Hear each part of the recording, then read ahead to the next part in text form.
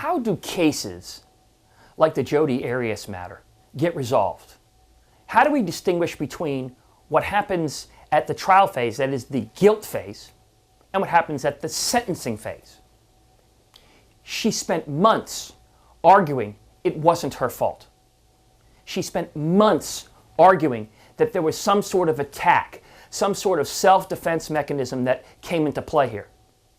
That there was really no intention. She did nothing wrong. Now, she was convicted.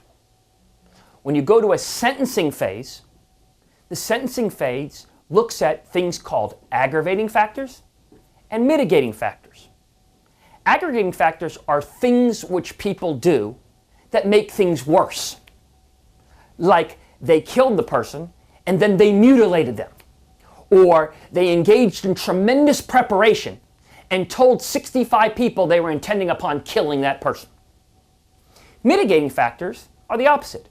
What mitigates? What might reduce the desire to impose multiple life sentences or lots of years? And those are things that have to do with your mental capacity. Was the person of sound mind? Do they have a good family? Were they incredibly remorseful? Do they feel terrible about what's happened? Did they explain it in a way that makes you believe that they have true remorse about the event? Now, I wonder whether or not Miss Arias can get on the stand now and say, oh, all the stuff I said over that multi-month trial was all a lie. Really, I admit that I'm wrong. Really, I lied all those times, and really, I feel terrible about the intentional killing that I engaged in. Do you really think she's going to say that? Could she say that with a straight mind?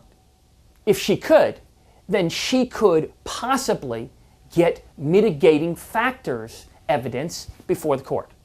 But as you well know, that's probably not going to happen.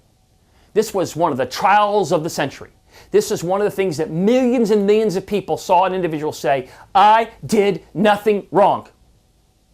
He was wrong. And so it's going to be difficult for her to reduce her sentence in any way.